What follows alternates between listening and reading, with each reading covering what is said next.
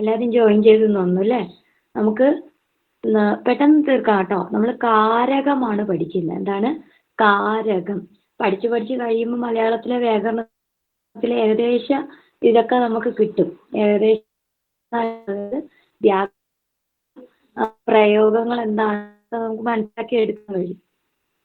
സന്ധ്യയ്ക്ക് മുമ്പ് ഇമ്പോർട്ടൻ്റ് ആയിട്ടുള്ള കുറേ കാര്യങ്ങൾ ഞാൻ പഠിപ്പിച്ച് തീർക്കാണ് കേട്ടോ. സന്ധ്യ വന്നു കഴിയുമ്പോൾ നമുക്ക് ഒരു കണ്ടിന്യൂസ് ആയിട്ട് ഒരാഴ്ച തന്നെ എന്തിനു വേണ്ടി ഉപയോഗിക്കേണ്ടി വരും? സന്ധ്യയുടെ ക്ലാസ്സുകൾക്ക് വേണ്ടി ഉപയോഗിക്കേണ്ടി വരും.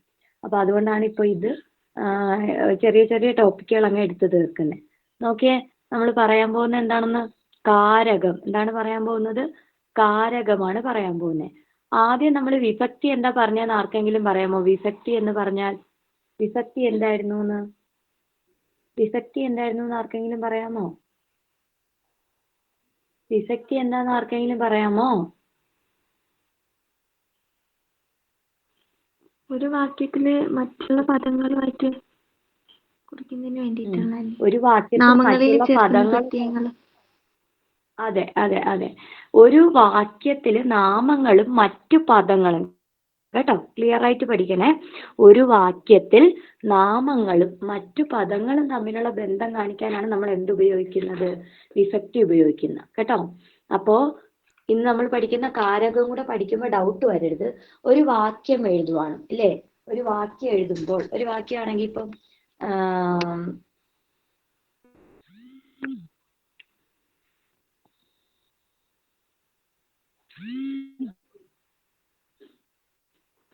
ഹലോ,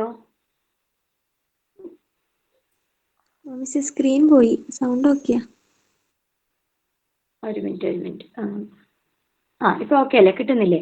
ഒരു വാക്യത്തിൽ അല്ലെ, ഒരു വാക്യത്തിൽ നാമത്തിന് മറ്റു പദങ്ങളോടുള്ള ബന്ധം പറഞ്ഞാൽ, അതായത് നാമത്തിന് മറ്റു പദങ്ങളോടുള്ള ബന്ധം പറയുമ്പോഴാണ് എന്തുപയോഗിക്കുന്ന?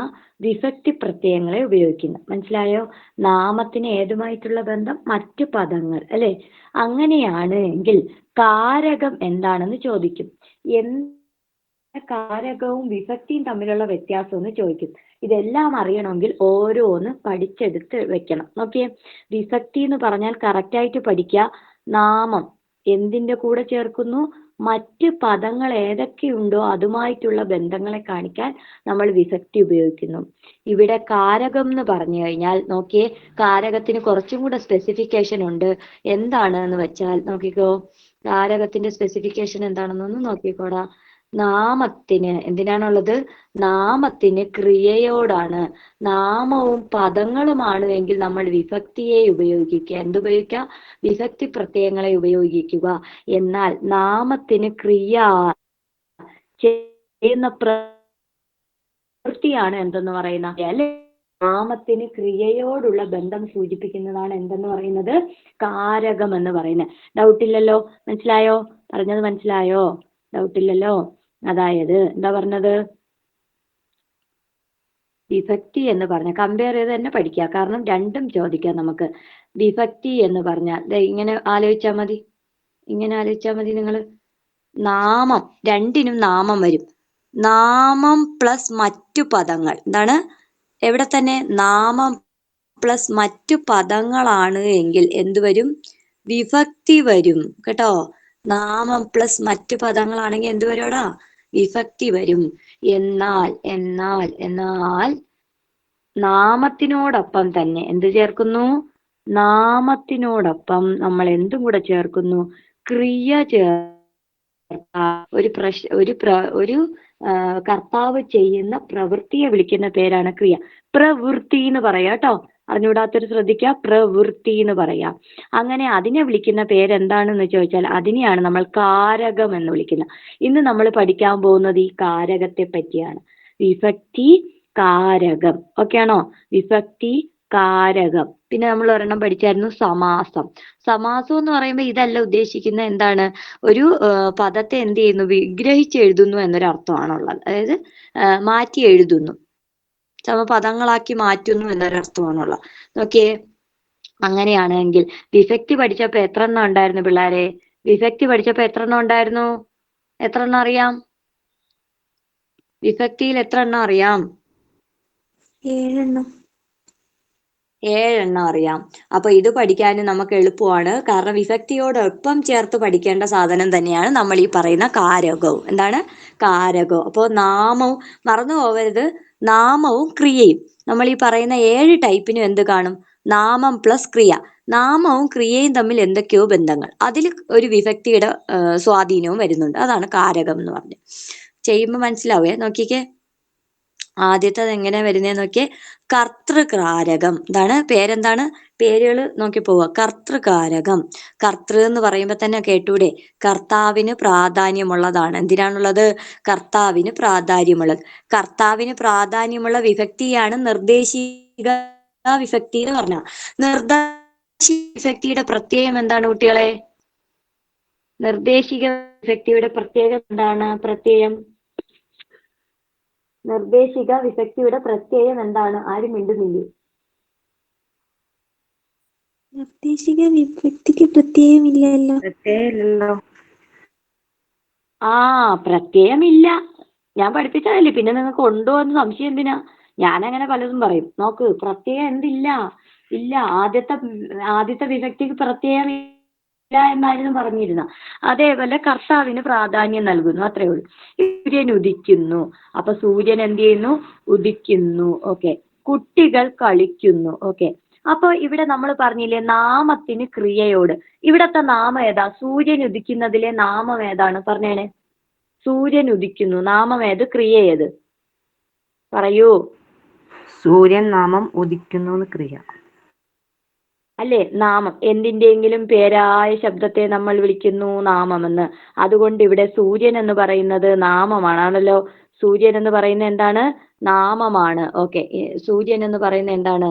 നാമമാണ്. നാമമാണ് അല്ലേ? സൂര്യൻ നാമമാണ്. ഉദിക്കുക എന്ന് പറയുന്നത്, നമുക്ക് ഉദിക്കുക എന്ന് പറയുന്നത് എന്താണ്? ക്രിയയാണ്.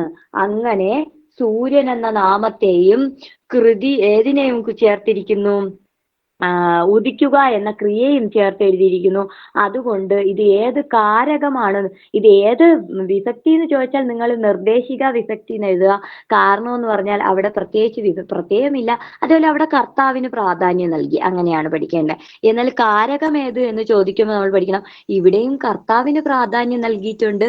ആ കർത്താവിന് പ്രാധാന്യം നൽകുമ്പോൾ കർത്താവിന്റെ നാമം ഏതാണോ? കർത്താവിന്റെ നാമം ഇവിടെ സൂര്യനാണ്. സൂര്യനെ ക്രിയയോടൊപ്പം ചേർത്തിരിക്കുന്നു. ക്രിയ എന്നാൽ എന്താണ്? പ്രവൃത്തിയാണ് അല്ലെ? ഒരു സാധനം ചെയ്യുന്നതിന്റെ പ്രവൃത്തി. ഓക്കെ. അങ്ങനെയാണെങ്കിൽ കുട്ടികൾ കളിക്കുന്നു. ഇതെങ്ങനെ വന്നു എന്നൊന്ന് പറഞ്ഞേ. ഇവിടുത്തെ കുട്ടികൾ എന്താ? കുട്ടികൾ കുട്ടികൾ എന്താ? കുട്ടികൾ ഏതാണ്? നാമത്തിലെ ഏതാണ് കുട്ടികൾ?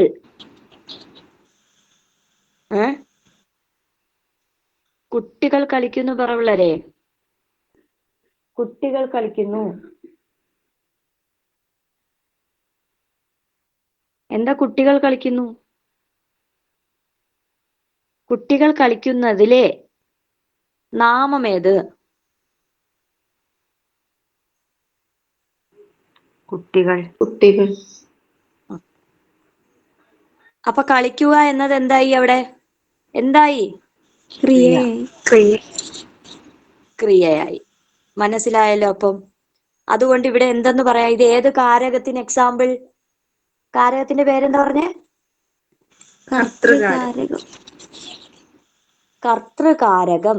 ഇനി ഇവിടെ വിഭക്തി ആയിരുന്നു ഈ സെന്റൻസ് എന്നിട്ട് ഇതിന്റെ വിഭക്തി ചോദിച്ചാൽ നമ്മൾ എന്ത് എഴുതണം? നിർദ്ദേശിക വിഭക്തി. ഓക്കെ. കർത്താവിന് പ്രാധാന്യം. മനസ്സിലാവുന്നുണ്ടോ? മനസ്സിലാവുന്നുണ്ടോ? നിങ്ങൾ കാരകം മാത്രം ഓർത്ത് നോക്ക്. നാമം പ്ലസ് ക്രിയ. നാമം പ്ലസ് ക്രിയ. എന്തിന്റെങ്കിലും പേരായ ശബ്ദം നാമം, അതിനോടൊപ്പം ക്രിയ ചേർക്കുന്നു. മനസ്സിലാവുന്ന ഡൗട്ട് ഉണ്ടെങ്കിൽ ചോദിച്ചു പോണേടെ. നമുക്ക് റിവിഷൻ ചെയ്യുമ്പോൾ നിങ്ങൾക്ക് ഇത് കിട്ടണമെന്നുണ്ടെങ്കിൽ നന്നായിട്ട് ഇപ്പൊ ശ്രദ്ധിക്കണം. നോക്കി അടുത്തത് നോക്കിയേ. അടുത്ത എന്താന്ന്? കർമ്മകാരകം. ഞാൻ ഓരോന്നായിട്ട് കാണിക്കാം, അല്ലെങ്കിൽ നിങ്ങൾക്ക് ഇതെല്ലാം കൂടെ കാണുമ്പോൾ നോക്കി. അടുത്ത കർമ്മകാരകം. കർമ്മം എന്ന് പറയുമ്പോ ആരായിരുന്നു? പറഞ്ഞേ. കർമ്മം ആരാ? കർമ്മം മുമ്പ് പറഞ്ഞിട്ടുള്ളതാണ് ഈ ടേമുകളൊക്കെ. കർമ്മത്തിന് പ്രാധാന്യമുണ്ട്. അപ്പൊ കർത്താവിന് പ്രാധാന്യം കർത്തൃകാരകം, കർമ്മത്തിന് പ്രാധാന്യം. എന്തായിരിക്കും കർമ്മം? പറഞ്ഞേ. കർത്താവ് ചെയ്യുന്നത് ആർക്കാണോ ആ പ്രവർത്തന ആർക്കാണ്? കർത്താവ് എന്തോ ചെയ്യുന്നു, പക്ഷെ അത് ആർക്ക് കിട്ടുന്നു എന്നുള്ളതാണ് അല്ലേ? അത് വരുന്നതാണ് പ്രതിഗ്രാഹിക വിഭക്തി. ഇവിടെ ഇമ്പോർട്ടന്റ് ഇത് ഏത് വിഭക്തി അത് പ്രതിഗ്രാഹിക വിഭക്തിയാണ്. ഇനി ഏത് കാരകം വരുന്നു എന്ന് നമ്മളോട് ചോദിച്ചാൽ നമ്മൾ പറയണം അത് കർമ്മകാരകത്തിലാണ് വരുന്നത് എന്ന്. അങ്ങനെയാണ് എങ്കിൽ സർക്കാർ ജനങ്ങളെ ഭരിക്കുന്നു പറഞ്ഞേ. ഇവിടെ നാമവും ക്രിയയും ഉണ്ട് അല്ലെ. ഇവിടത്തെ കർമ്മകാരക പ്രകാരം ഏത് നാമത്തിനായിരിക്കണം പ്രാധാന്യം നൽകേണ്ടത്? കർത്താവിനാണോ? ജനങ്ങളെ ആർക്ക് കൊടുക്കണം?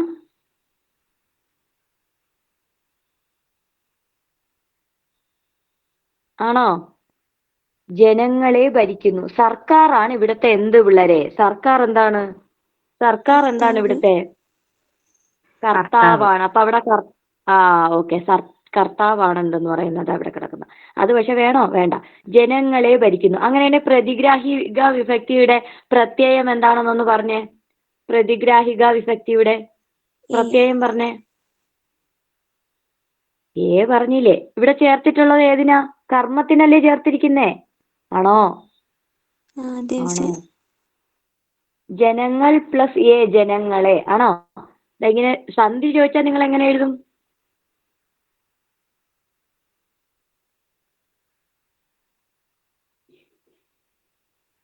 ഇതല്ലേ ജനങ്ങളെ? ജനങ്ങൾ പ്ലസ് ജനങ്ങളെ അല്ലെ. സർക്കാർ ജനങ്ങളെ ഭരിക്കുന്നു. അതാണ് കർമ്മകാരകം. ഇത് ഏത് വിഭക്തിയായിട്ട് വരുന്നു? പ്രതിഗ്രാഹിക വിഭക്തി. ഓക്കെ, അടുത്തത് പറഞ്ഞേ. അധ്യാപകൻ കുട്ടികളെ പഠിപ്പിക്കുന്നു. എന്താണ് ഇവിടുത്തെ സംഭവം? ഇത് കർമ്മകാരകമെന്ന് പറയാനുണ്ടായ കാരണം പറയണം. അതാണ് വേണ്ടത്. പറഞ്ഞേ. കുട്ടികളെ എന്നുള്ളതാണ് കർമ്മകാരകം. കുട്ടികളെ എന്ന് പറയുമ്പോൾ ഇവിടുത്തെ നാമം അല്ലെ. കർമ്മത്തിന് എന്ത് കൊടുത്തിരിക്കുന്നു? പ്രാധാന്യം നൽകിയിരിക്കുന്നു. ഓക്കെ, കർമ്മത്തിന് പ്രാധാന്യം നൽകിയിരുന്നു. ഇതിനെ എങ്ങനെ ക്രിയയോടൊപ്പം ചേർത്തിരിക്കുന്നു? എങ്ങനെയാ ക്രിയയോടൊപ്പം ചേർത്തത്? കുട്ടികൾ പ്ലസ് കുട്ടികൾ പ്ലസ് അല്ലെ. കുട്ടികൾ പ്ലസ് എന്ന പ്രത്യയം ഉപയോഗിച്ചുകൊണ്ട് എന്തിനെ ചേർത്തിരിക്കുന്നു? ഈ നാമത്തെ എന്തുമായി കൂട്ടിച്ചേർത്തിരിക്കുന്നു? ഈ പഠിപ്പിക്കുക എന്ന് പറയുന്ന ക്രിയയോടൊപ്പം ചേർത്തിരിക്കുന്നു. അപ്പോ നാമം പ്ലസ് ക്രിയയാണെന്ത്? കാരകം. നാമം പ്ലസ് മറ്റു പദങ്ങളാണ് എങ്കിൽ പറയുകയാണെങ്കിൽ എന്താണ് വാക്യത്തിലെ? അത് വിഭക്തിയാണ്. നാമം പ്ലസ് ക്രിയ പറയുവാണ് എങ്കിൽ എന്താണ് നമ്മൾ പറയാ? കാരകം. രണ്ടും ഏകദേശം ഒന്ന് തന്നെ. എല്ലാം ഇത് ഉള്ളു പഠിച്ചു വരുമ്പോ പറയും മിസ്സേ ഇത് വിഭക്തി തന്നെ അല്ലേന്ന്. വിഭക്തി തന്നെയാണ്. പക്ഷെ നമുക്ക് കാരകം എന്ന് ചോദിച്ചാൽ നമ്മൾ എന്ത് പഠിക്കണം?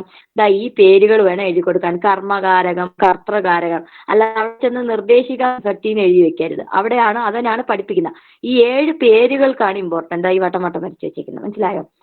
വിഭക്തി പഠിച്ചു കഴിഞ്ഞാൽ ഇതിന്റെ റൂൾ വെച്ച് നിങ്ങൾക്ക് കിട്ടും. എക്സാമ്പിളുകൾ വിഭക്തിയുടേത് പഠിച്ച് സെറ്റായി കഴിഞ്ഞാൽ ഇതും കിട്ടും.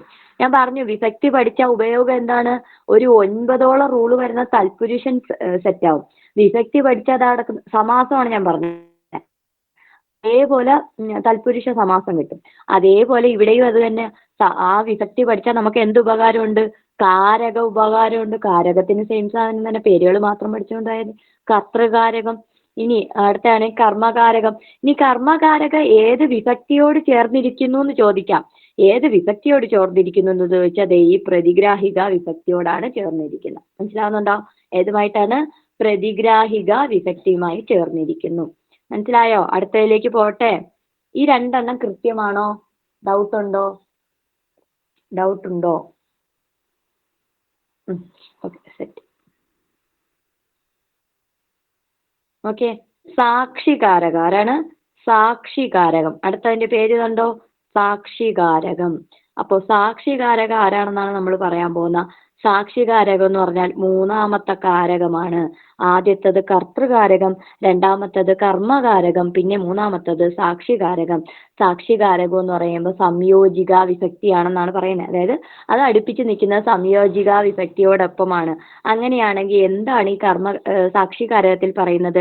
ക്രിയ നടക്കുന്നതിന് കർത്താവിനെ എതിരെ നിൽക്കുന്ന ക്രിയ നടക്കണം.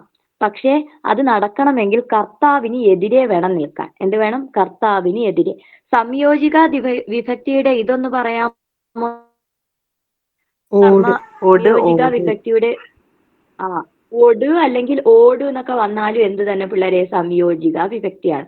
ഓക്കെ, ഇവിടെ നോക്കിയേ, രാമൻ എന്നത് മക്കളെ അല്ലേ, കർത്താവല്ലേ? രാമൻ എന്നത് എന്താണ്? ആരാണ്? കർത്താവാണ്. അയ്യോ ഇതായിപ്പല്ല, നോക്കട്ടെ ഒരു minute. ആ രാമൻ എന്നത് ആരാണ്?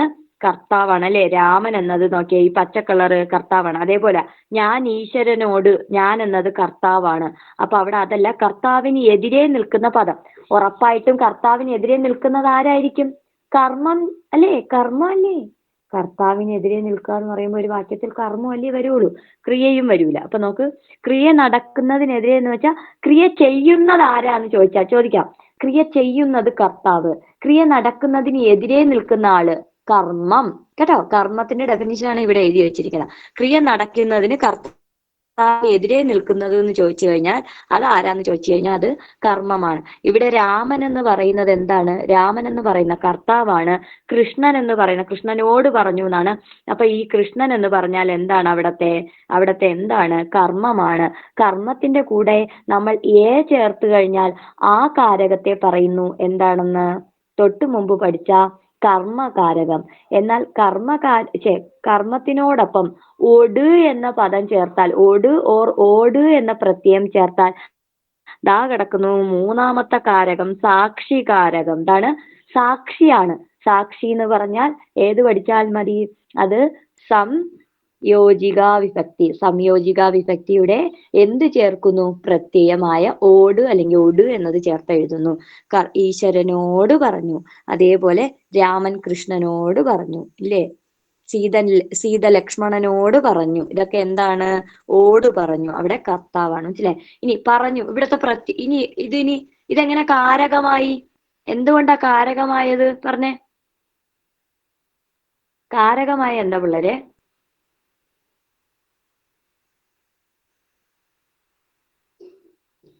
ക്രിയയോടൊപ്പം ചേർത്തു. അതായത് ഇവിടുത്തെ നാമമാണ് ഇതാ കിടക്കുന്നത്. കർത്താവിന് എതിരെ നിൽക്കുന്നത് നാമം. ഈ നാമത്തിനെ എന്തിനോടൊപ്പം ചേർത്ത് വെച്ചിരിക്കുന്നു? ദാ ഇപ്പുറത്ത് കിടക്കുന്ന ക്രിയയോടൊപ്പം. നാമത്തിനെ എന്തിനോടൊപ്പം ചേർത്ത് വെച്ചിരിക്കുന്നു? ദാ ഈ ക്രിയയോടൊപ്പം. മനസ്സിലായോ? നാമത്തിനെ എന്തിനോടൊപ്പം ചേർക്കുന്നു? ക്രിയയോടൊപ്പം ചേർത്ത് വെച്ചു, ഓട് എന്ന പ്രത്യയം ഉപയോഗിച്ചുകൊണ്ട്. മനസ്സിലാവുന്നുണ്ടോ? ഓട് എന്ന പ്രത്യയം ഉപയോഗിച്ചുകൊണ്ട് കർമ്മത്തിനെ എന്തിനോടൊപ്പം ചേർക്കുന്നു? ക്രിയയോടൊപ്പം. പറഞ്ഞു എന്നത് ക്രിയയാണ്, പറയുക എന്ന ക്രിയയോടൊപ്പം ചേർക്കുന്നു. മനസ്സിലായോ? മൂന്നാമത്തത് മനസ്സിലായോ?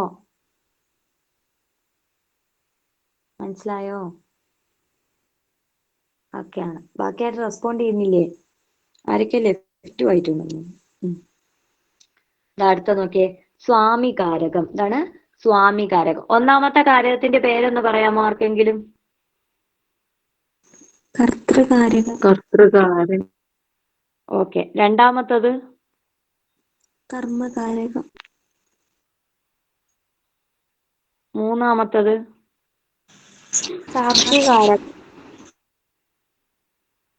സാക്ഷികാരകം അല്ലേ? സാക്ഷികാരകം. അത് നമ്മൾ പഠിക്കാൻ പോകുന്നത് നോക്കിയേ, സ്വാമികാരകം. പഠിക്കാൻ പോകുന്ന ഏതാണ്? സ്വാമികാരകമാണ് പഠിക്കാൻ പോകുന്നത്. നടക്കുന്ന സ്വാമികാരകം. എന്തായിരിക്കും സ്വാമികാരകം? പറഞ്ഞേ നിങ്ങൾ. ഉദ്ദേശിക വിഭക്തിയാണ്. നിങ്ങളൊന്ന് പറഞ്ഞേ വായിച്ചിട്ട്. ആരെങ്കിലും ഒരാൾ ഇതൊന്ന് പറഞ്ഞേ.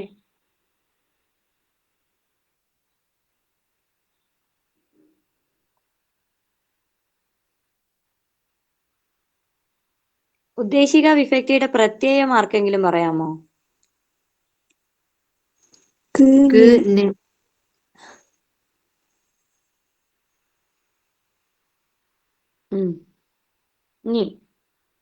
ഇനി എന്താണ് സ്വാമികാരകം? സ്വാമികാരകത്തിൽ ആരോടൊപ്പം ചേരണമെന്നൊന്ന് നോക്കിയേ.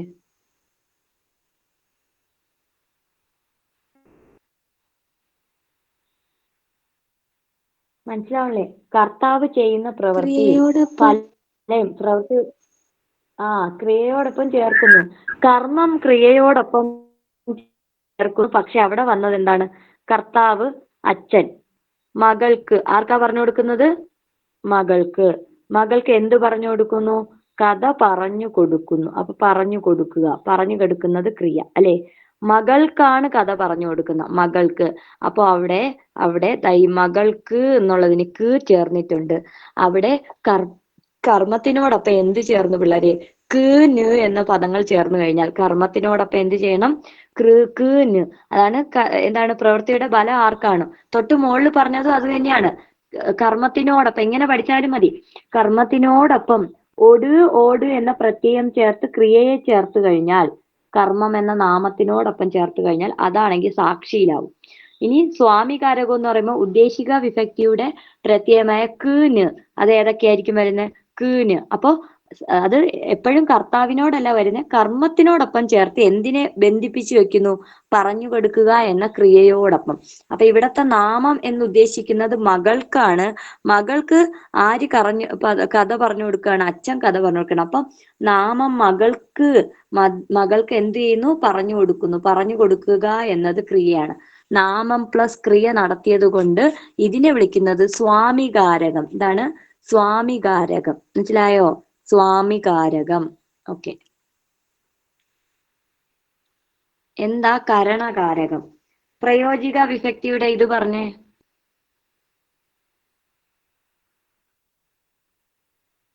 പ്രയോജിക വിഭക്തിയുടെ ഇത് പറഞ്ഞു. കൊണ്ട്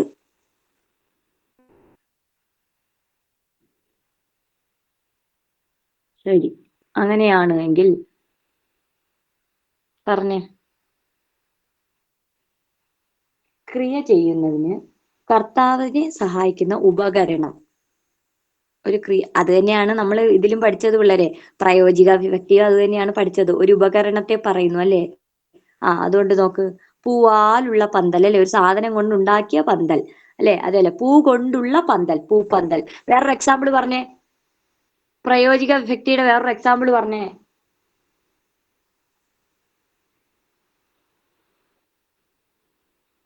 ഒരു സാധനം റിവൈസ് ചെയ്യുന്നില്ല. ഇത്രയും ടൈമായി ബുക്ക് മറിച്ച് നോക്കാനായിരിക്കല്ലോ ഇത്രയും ടൈം. പ്രയോജിക വിഭക്തിയുടെ ഒരു എക്സാമ്പിൾ പറ.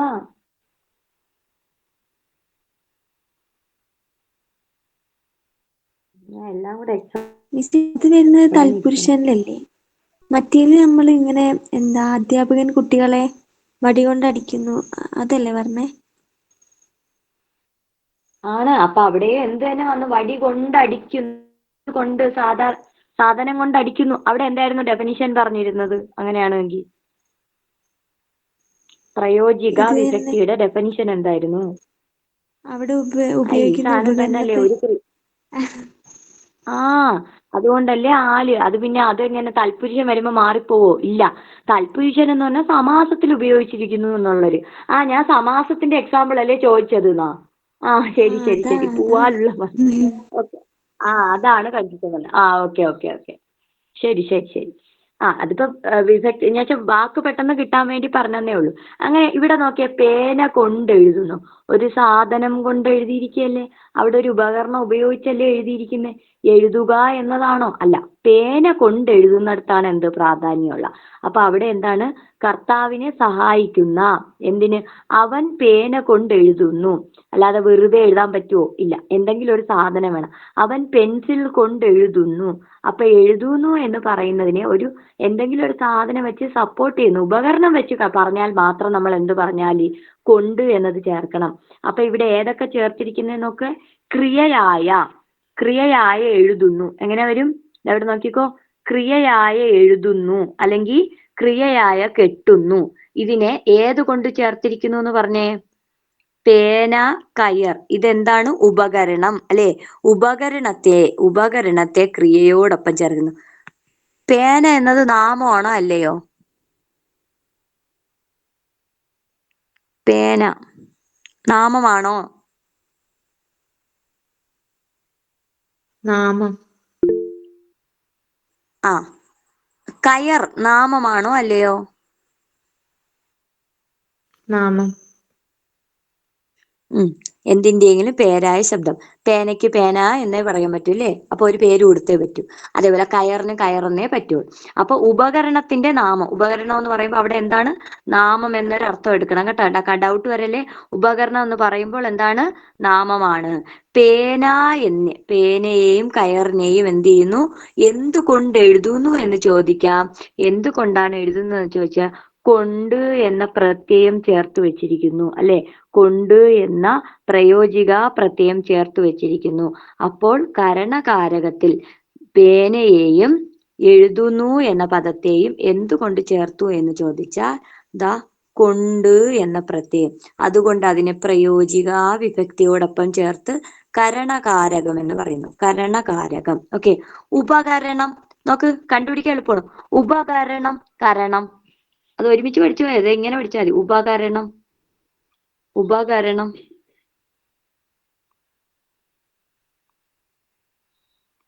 ഉപകരണ കരണകാരകം, അങ്ങനെ പറഞ്ഞു പോയാൽ മതി. ഉപകരണം ഉപയോഗിക്കുന്നു, അതുകൊണ്ട് ഉപകരണ കരണകാരകം. അടുത്തത് വേറൊരെണ്ണം വരുന്നുണ്ട്, അതുകൊണ്ടാണ് അത് പഠിക്കാൻ പറഞ്ഞത് കേട്ടോ. അങ്ങനെ ഇനി നോക്കിയേ, കാരണകാരകം. എന്തായിരിക്കും കാരണകാരകം? കാരണകാരകം എന്തായിരിക്കും എന്ന് നോക്കിയേ. അങ്ങനെയാണെങ്കിൽ ഞാൻ പറയട്ടെ, കാരണകാരകം ഏത് വിഭക്തിയാണെന്ന് പറഞ്ഞാൽ ഞാൻ എക്സ്പ്ലനേഷൻ തരാം. ക്രിയ നടത്തുന്നതിനുള്ള കാരണമാണ് കാരണകാരകം. ഇത് ഏത് വിഭക്തിയുമായി ബന്ധമുണ്ടാകും? സംബന്ധിക. സംബന്ധിക. ഓക്കെ. എങ്ങനെയാണെങ്കിൽ സംബന്ധികയുടെ ഇത് പറഞ്ഞേ. ന്റെ ഉടെ.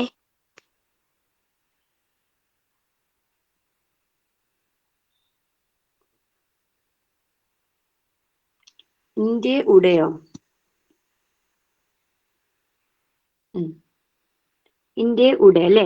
ഇവിടെ നോക്കിയേ, ഇത് ഏത് ബന്ധമായിട്ട് വെച്ച സംബന്ധിക തന്നെയാണ്. പക്ഷെ അവിടെ ഉപയോഗിച്ചിരിക്കുന്നതൊക്കെ ക്രിയ നടത്തുന്നതിനുള്ള കാരണം. ബഹുമാനത്തിൽ എഴുന്നേറ്റു, വെറുതെ എഴുന്നേൽക്കുക എന്നതാണ് ക്രിയ. തുള്ളിച്ചാടി വെറുതെ ചെയ്തു അല്ലല്ലോ. ക്രിയ നടക്കുന്നതിന് ഒരു കാരണമുണ്ട്. തുള്ളിച്ചാടുന്നതിന് കാരണമുണ്ടായത് സന്തോഷം തോന്നിയത് കൊണ്ടാണ്. എന്തുകൊണ്ടാണ്? സന്തോഷം ഉള്ളത് കൊണ്ട് എന്ത് ചെയ്യുന്നു? സന്തോഷത്തിൽ തുള്ളിച്ചാടി. തുള്ളിച്ചാടിയത് വെറുതെ തുള്ളിച്ചാടിയതാണോ? അല്ല, അവിടെ ഒരു കാരണമുണ്ട്. കരണമല്ല, ഉപകരണമല്ല.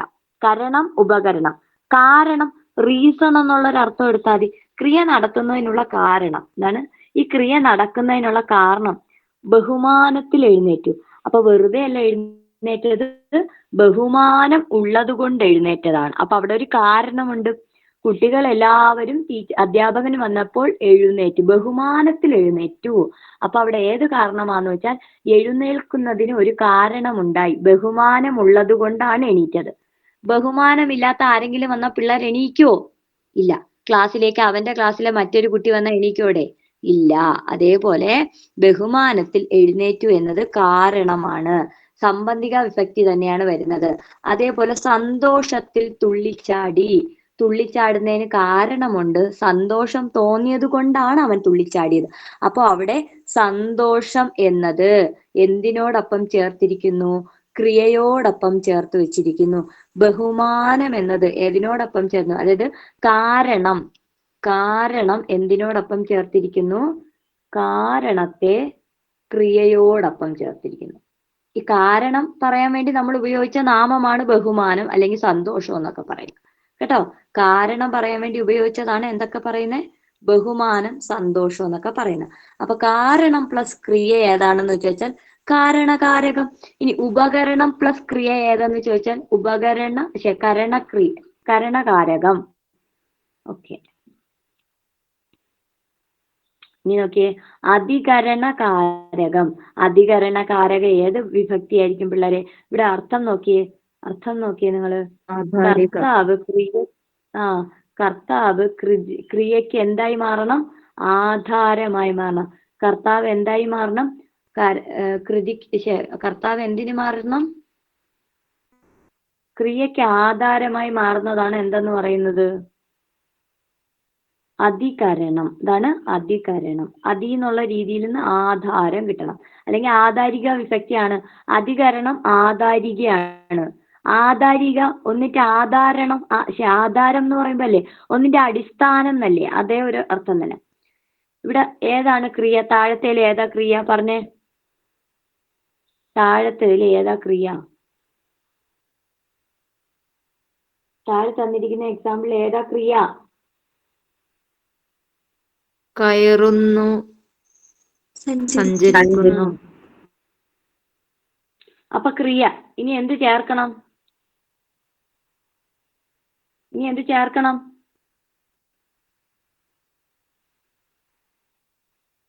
നാമം ചേർക്കണം. നാമം ചേർക്കുമ്പോ ഇവിടെ എന്ത് വേണം? ആധാരമായി തീരണം. നോക്കിയേ, സഞ്ചരിക്കാൻ വെറുതെ സഞ്ചരിക്കാൻ പറ്റുമോ? വാഹനത്തിൽ കയറിയാലല്ലേ സഞ്ചരിക്കാൻ പറ്റൂ.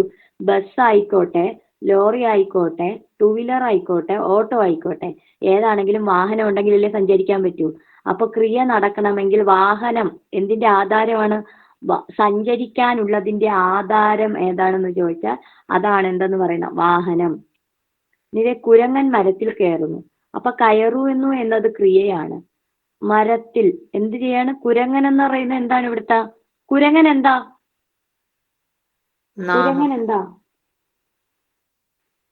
നാമോ? കർത്താവ്. കർത്താവ്. എന്തിനാധാരമായി കയറുന്നു? മരം ഉണ്ടെങ്കിലല്ലേ കയറാൻ പറ്റൂ, അല്ലേ? കുരങ്ങന് കയറണം.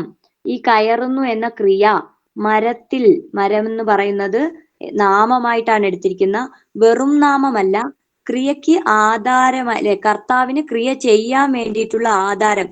കർത്താവിന് കയറണം. എവിടെ കയറണം? മരത്തിൽ കയറണം, അല്ലേ? നമുക്ക് അവൻ വാഹനത്തിൽ കയറുന്നു, വാഹനത്തിൽ സഞ്ചരിക്കുന്നു. ആൾക്കാർ വാഹനത്തിൽ സഞ്ചരിക്കുന്നു. ആൾക്കാർ എന്ന് പറയുന്ന കർത്താവാണ്. കർത്താവ് എന്തിന് നൽകണം? ക്രിയ ചെയ്യുന്നു, സഞ്ചരിക്കുന്നു. എന്തിനാധാരമായി, അല്ലെങ്കിൽ എന്തിനെ അടിസ്ഥാനപ്പെടുത്തി, അല്ലെങ്കിൽ എന്തിനെ ഉപയോഗിച്ചുകൊണ്ട്? അത് എന്ന് പറഞ്ഞാൽ എന്താണ്? വാഹനമുള്ളത് കൊണ്ടാണ് സഞ്ചരിക്കുന്നത്. അപ്പൊ ആളുകൾ വാഹനത്തിൽ സഞ്ചരിച്ചു. ക്രിയ പ്ലസ് നാമം. ക്രിയ പ്ലസ് നാമത്തിനെ വിളിക്കുന്നതാണ് എന്തെന്ന് പറയുന്നത്? ക്രിയ പ്ലസ് നാമത്തിനെ വിളിക്കുന്നത് എന്താണ് മക്കളെ? പറ. ക്രിയ പ്ലസ് നാമം എന്താ? നാമം പ്ലസ് ക്രിയ എന്നാണ് പറയുന്നത്. എന്താണ്? കാരകമാണ്. എത്ര വിധം കാരകമുണ്ട്? 7. ഏതൊക്കെയാണ്? പേരുകൾ പറഞ്ഞാണ്. കർത്തൃകാരകം, കർമ്മകാരകം, സാക്ഷികാരകം, സ്വാമികാരകം, കരണകാരകം, കാരണകാരകം, അധികരണകാരകം.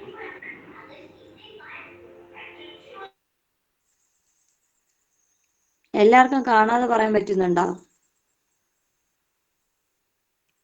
എല്ലാവർക്കും ഈ പേര് കിട്ടുന്നുണ്ടോ? ഇപ്പൊ കിട്ടുന്നുണ്ട് മിസ്സേ.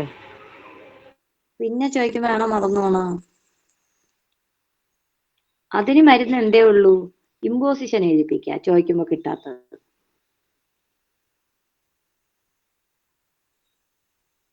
ഞാനിതൊക്കെ പഠിച്ചിട്ട് കരണം ചോദിച്ചു, സമാസം ചോദിച്ചു. വർഷ എന്ന് പറയണ അല്ലെങ്കിലേ സമയമല്ല മിസ്, അതിന്റെ ഇടയിൽ കൂടി ഇമ്പോസിഷനും കൂടെ എഴുതിപ്പിക്കുന്നു. ഞാൻ ഹോസ്പിറ്റലിൽ അവിടെ വെച്ചിട്ടാ കേൾക്കുന്നേ. ഇപ്പൊ എഴുതിപ്പിക്കുമെന്നല്ല ഞാൻ പറഞ്ഞ, ഞാൻ ക്ലാസ്സിൽ പരീക്ഷ നടത്തുമ്പോ എഴുതാത്തവർക്ക്. ഓക്കെ, കരണം പഠിപ്പിക്കുന്നു, സമാസം പഠിപ്പിക്കുന്നു, വിഭക്തി പഠിപ്പിക്കുന്നു, സന്ധി പഠിപ്പിക്കുന്നു. ഇതൊക്കെ പഠിപ്പിച്ചിട്ട് പരീക്ഷയ്ക്ക് പോയിരുന്നു. ഇതൊക്കെ വന്നിട്ട് പറയും, എന്റെ മിസ്സേ ഇതൊക്കെ ഞങ്ങൾക്ക് അറിയാമായിരുന്നു, പക്ഷെ മാറിപ്പോയി എന്ന് പറഞ്ഞിട്ട് വന്നാ എനിക്കും ഒന്നും ചെയ്യാൻ പറ്റില്ല, നിങ്ങൾക്കും ഒന്നും ചെയ്യാൻ പറ്റില്ല. മനസ്സിലായോ? അതുകൊണ്ട് ദയവ് ചെയ്ത് അതാത് ദിവസത്തിന് അതാത് പഠിക്കണം. ഇന്ന് എന്തിനാണ് ആ ഇംഗ്ലീഷ് മിസ്സിനെ കൊണ്ട് അമ്മാതിരി ഡയലോഗ് പഠിപ്പിച്ചത്? അതൊന്ന് വായിച്ചിട്ട് വരാനുള്ള ഇതുപോലും നിങ്ങൾക്കില്ല. അടുത്ത ദിവസം മിസ്സിന് ഞാൻ കമ്പെടുത്ത് കൊടുക്കും, ചോദിച്ചിട്ട് അകത്ത് കയറ്റിയാൽ മതി എന്ന് പറയും. കേട്ടല്ലോ? അപ്പൊ എല്ലാരും പഠിച്ചിട്ട് വേണം വരാൻ. ഇതിൽ ഡൗട്ട് ഉള്ള ഏതെങ്കിലും ഉണ്ടോ? ഇന്ന് പറഞ്ഞതിൽ ആർക്കെങ്കിലും എന്തെങ്കിലും പോർഷൻ ഒന്നുകൂടെ പറയണമെന്നുണ്ടോ? ഒന്ന് മനസ്സിലാവാത്ത ഈ 7 മനസ്സിലോ അല്ലെങ്കിൽ എന്തെങ്കിലും സാക്ഷികാരകം ഒന്ന് പറയോ ഒന്നും കൂടെ? പറയാം. സാക്ഷികാരകം പറയാം. സാക്ഷികാരകം നോക്കിക്കോ. മൂന്നാമത്തെ അല്ലേ സാക്ഷികാരകം? നോക്കിയാണ്. ക്രിയ നടക്കണം. എന്ത് ചെയ്യണം? ക്രിയ എന്ത് ചെയ്യണം? നടക്കണം. ഒരു മിനിറ്റ്, ഏതാ ഇതൊക്കെ ഒന്ന് കഴിക്കട്ടെ.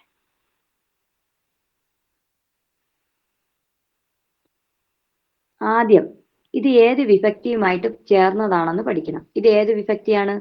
സംയോജിക വിഭക്തിയാണ്. സംയോജിക വിഭക്തിയുടെ പ്രത്യയം ഒന്ന് പറഞ്ഞേ. സംയോജിക വിഭക്തിയുടെ പ്രത്യയം ഒന്ന് പറഞ്ഞേ. ഒട്, ഓട്. ആണല്ലോ. അപ്പോ ഒട്, ഓട് ആണ്, മനസ്സിലായി.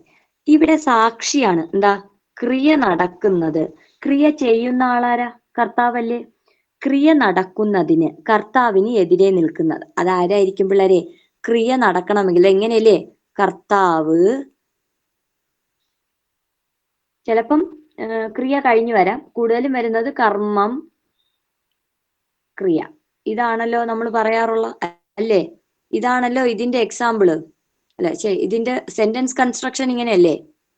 അല്ലേ? ആ, അപ്പൊ ഇവിടെ കർത്താവ് കർമ്മത്തിനോട് ക്രിയ ചെയ്യണം, ആണോ അല്ലേ? അപ്പോ ക്രിയ നടക്കുന്നതിന് കർത്താവിന്, ഈ കർത്താവ് രാമൻ ആണ്, ആണല്ലോ. അതേപോലെ ഞാനും ആണ്, ആണല്ലോ. രാമൻ, ഞാൻ എന്നത് എന്താണ്? കർത്താവാണ്. കർത്താവിന് ക്രിയ ചെയ്യണം. ക്രിയ വെറുതെ ചെയ്യാതാ പോരാ, ഒരാളോട് ഓപ്പോസിറ്റ് നിന്ന് പറയണം, എതിരെ നിന്ന് പറയണം. ആ എതിരെ നിന്ന് പറയുന്ന ആളാണ് എന്തെന്ന് പറയുന്ന, അവിടെ ആ ഫലം, ആ ചെയ്യുന്ന പ്രവൃത്തിയുടെ ഫലം കിട്ടുന്ന ആളാണ് എന്തെന്ന് പറയുന്ന, കർമ്മം എന്ന് പറയുന്ന, ആണല്ലോ. അതുകൊണ്ട് ആ കർമ്മത്തിനോട് എന്ത് ചേർക്കണം നമ്മള്? പ്രത്യയം ചേർക്കണം. സംയോജിക വിഭക്തിയുടെ പ്രത്യയമായ ഓട്, ഒട് എന്നിവ കർമ്മത്തിനോടൊപ്പം ചേർക്കണം. ഇത് എഴുതുമ്പോ നിങ്ങൾ ഇങ്ങനെ എഴുതിയാൽ മതി. ക്രിയ നടക്കുന്നതിന് കർത്താവിന് എതിരെ എന്ന് എഴുതണ്ട, ഇങ്ങനെ എഴുതിയാൽ മതി. എന്തിനോടൊപ്പം ചേർക്കണം? സംയോജിക വിഭക്തിയുടെ പ്രത്യയങ്ങളായ ഒട്, ഓട് എന്നിവ സാക്ഷികാരകമാണ് എങ്കിൽ എന്തിനോടൊപ്പം ചേർക്കണം? കർമ്മത്തിനോടൊപ്പം ചേർക്കണം. ബ്രാക്കറ്റിൽ എഴുതുക, കർമ്മത്തിനോടൊപ്പം ചേർക്കുക എന്ന് പറഞ്ഞാൽ കർത്താവിന് ക്രിയ ചെയ്യുമ്പോൾ കർത്താവിന് എതിരെ നിൽക്കുന്ന ആളാണ് കർമ്മം. അത് ബ്രാക്കറ്റിൽ എഴുതിയാൽ മതി. ക്രിയ ചെയ്യുമ്പോൾ കർത്താവിന് എതിരെ നിൽക്കുന്നതാണ് എന്ത്? അവരാണ് ഫലം അനുഭവിക്കുന്നത്. ഇവരൊക്കെ ആരാണെന്ന് ചോദിച്ചാൽ അത് കർമ്മമാണ്. മനസ്സിലായോ? ഈ കർമ്മത്തിനോടൊപ്പം സംയോജിക വിഭക്തിയുടെ പ്രത്യയമായ ഒട്, ഓട് എന്നിവ ചേർത്ത് കഴിഞ്ഞാൽ നമുക്ക് കിട്ടുന്നതാണ് എന്തെന്ന് പറയുന്നത്? കാരകം. ഏത് കാരകം? സാക്ഷി കാരകം. ഇനി ഇവിടെ എന്തുകൊണ്ട് വന്നു എന്ന് നിങ്ങൾ പഠിക്കണം. കൃഷ്ണനോട് പറഞ്ഞു, നമ്മൾ പറഞ്ഞു നാമം വേണം. ഇവിടുത്തെ നാമം ഏതാ? കൃഷ്ണൻ, അല്ലെ? ഈ കൃഷ്ണനോട് പറഞ്ഞു എന്നത് എന്തായി? ക്രിയയായി. ഈശ്വരൻ, ഈശ്വരനോട്, അപ്പൊ ഈശ്വരനോട് എന്നത് എന്താണ്? കർമ്മത്തിനോടാണ് ചേർത്തിരിക്കുന്നത്. ഓക്കെ, ഈ കർമ്മത്തിനോട് ഓട് ചേർത്ത് എന്ത് ചെയ്തു? ഈശ്വരൻ പ്ലസ് ഒട്, അല്ലെ? ഈശ്വരൻ പ്ലസ് ഓട്, ഈശ്വരനോട് എന്ത് പറഞ്ഞു? ക്രിയ പറഞ്ഞു. മനസ്സിലായോ? ക്ലിയർ ആണോ? ആ മിസ്, ക്ലിയർ ആയി. ഇനി ആർക്കെങ്കിലും വേറെ ഏതെങ്കിലും സംശയം ഉണ്ടോ? ക്ലിയർ ചെയ്ത് പോ.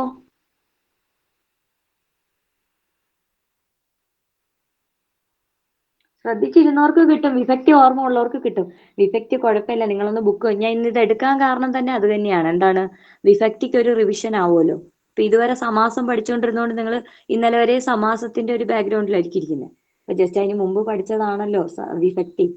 അപ്പൊ അതിന്റെ ഒരു റിവിഷൻ ആയിക്കോട്ടെ എന്ന് വിചാരിച്ചാണ് ഇന്ന് കാരകം എടുത്തത് ഞാൻ. കേട്ടോ? ഓക്കെ, മനസ്സിലായി എന്ന് വിചാരിക്കുന്നു. എക്സാമ്പിളുകൾ ചെയ്യാം കേട്ടോ, നമുക്ക് എല്ലാത്തിന്റെയും കൂടെ.